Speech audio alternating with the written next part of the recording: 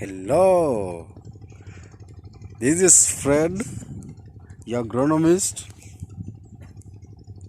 and today's lesson is still in watermelon farming. I've always been telling you that I'll be taking you through each and every step that I make, anything that I observe in this field, anything that I do, anything extra. I'll make sure that you are updated, because my problem can be your problem, or my problem and a problem that I'm encountering, you can also experience it. So when farming watermelon, there are so many things that we fight with, and among them is nutrition disorders, pest and diseases, and also the drought. So today I'll be taking you through some few challenges that are brought in by drought, and they are very dangerous when it's very hot, or when the weather is not conducive for all types of farming. Other than using high amount of water, there are other things that comes hand in hand with the drought, and they don't favor the plant. Among them, like I've always been telling you, it's powdery mildew. As you can see, this is powdery mildew. For you to be able to know powdery mildew, it's a grayish powder that is under the leaves, and for looking at the top part of the leaves, it turns yellowish, but when you turn the underleaf, there is a powder kind of that is under the leaf. That is caused by drought or harsh weather environment when it's very hot. So as a farmer, you're supposed to be aware of that. And also another biggest disaster is aphids. As you can see in this plant, the leaves are affected by aphids. See how they are folding. See, if you turn at the lower part of the leaf, you'll see the aphids. Those are the aphids. Even the plant itself, you can see it's not very happy. The leaves are folding, and also it looks like there is a sugary thing on top of the leaves. And this can happen for aphids. They can happen when it's hot, and also when it's very cold.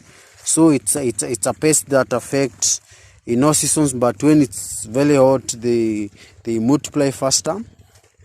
From aphids, we have red spider mite, also very rampant when the temperatures are very high.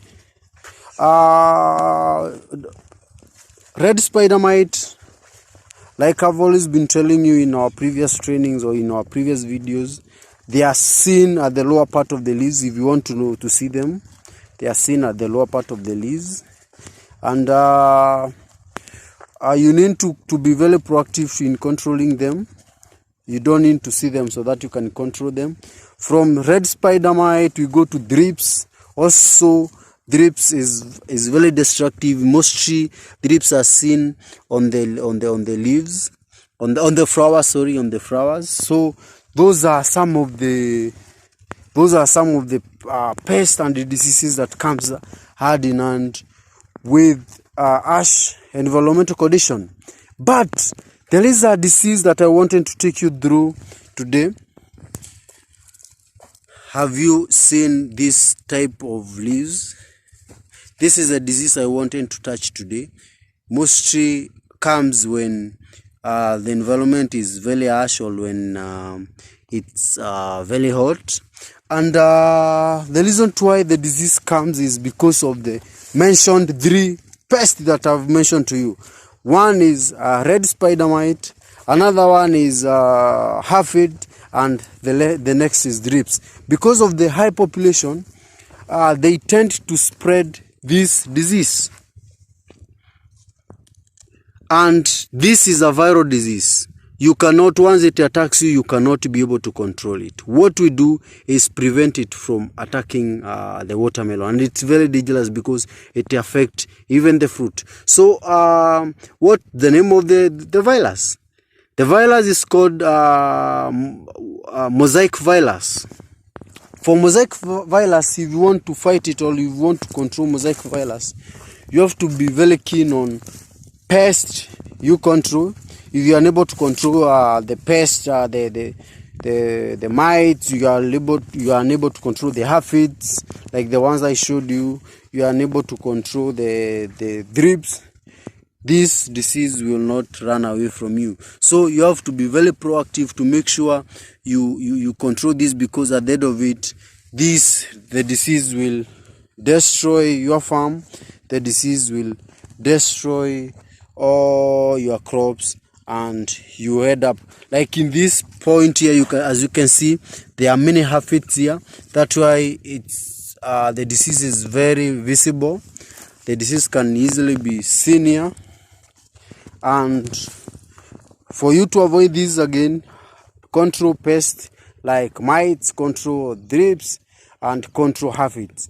If you control those, you never see these. And if you are unable to control that, you'll see these. And in most cases, when it's very hot, that's when the disease comes in, and that's when the disease becomes very destructive.